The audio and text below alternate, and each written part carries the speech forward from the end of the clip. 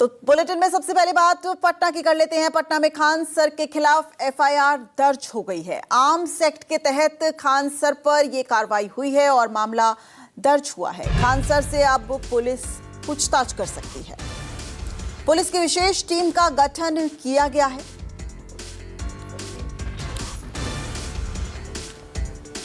तो खान सर के खिलाफ अब एफआईआर दर्ज हो गई है और ऐसे में बहुत लाजमी है कि अब पुलिस खान सर को गिरफ्तार भी कर सकती है, उनसे पूछताछ भी कर सकती है। आर्म्स एक्ट के तहत खान सर पर मामला दर्ज हुआ है। हालांकि खान सर की इस पर सफाई जो है वो भी सामने आ गई है। इस पर प्रतिक्रियाएं सामने आ रही हैं, सुनवाते हैं आपको। ये लोग कहा कि खान सर के ऊपर माला चढ़ जाए, फोटो पे क्या चढ़ जाए माला, यही तो चाहते हैं लोग। अरे पागलों, मेरे भाई लोग एक बात बताए यार, वो हमला किसके ऊपर करने आया है? हमारे ऊपर। दिन में आया कि रात में? रात। अकेले आए ग्रुप में? पथराव किया कि नहीं? गोली चलाए कि नहीं चलाए?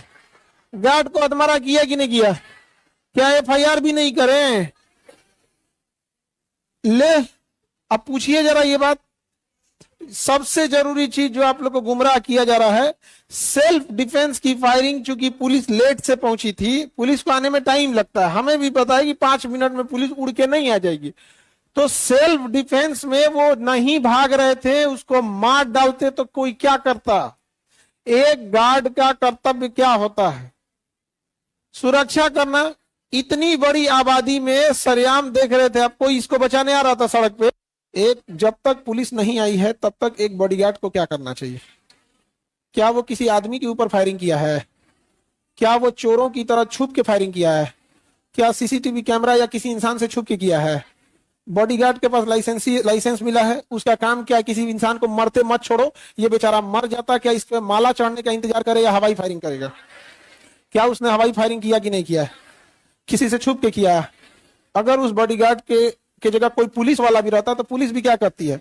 हवाई फायरिंग करती है। जैसे पुलिस आ गई है, बॉडीगार्ड का काम खत्म हो गया। हम सबसे एक बात पूछना चाहते हैं, रात को 10:30, रात को 10:10 पर मेरे घर पे कोई आया या हम लोग गए कहीं पे?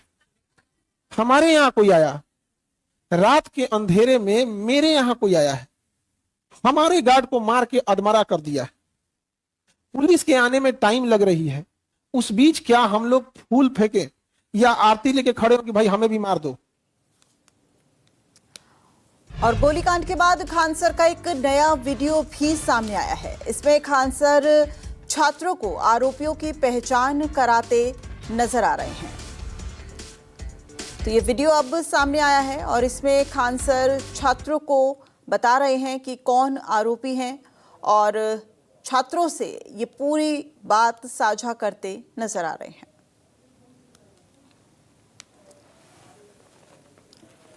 तो पुलिस की विशेष टीम का भी गठन किया गया है और अब गोलीकांड में खान सर के ऊपर एफआईआर दर्ज कर ली गई है। ऐसे में लाजमी है कि बहुत जल्द पुलिस न सिर्फ उनकी गिरफ्तारी करेगी बल्कि उनसे सवाल जवाब भी कर सकती है। आर्म्स एक्ट के तहत खान सर पर यह मामला दर्ज किया गया है।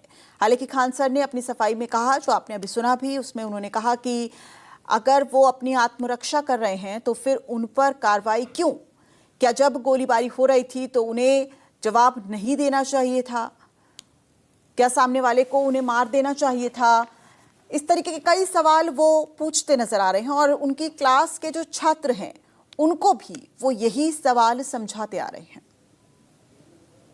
छात्रों को आरोपियों की पहचान कराते नजर आ रहे हैं। जो छात्र खान सर की कोचिंग सेंटर में पढ़ते हैं, जो उनसे पढ़ने आते हैं, वो छात्र भी अब इस पूरे मामले में खान सर के साथ ऐसा लग रहा है कि इन्वॉल्व होते नजर आ रहे हैं।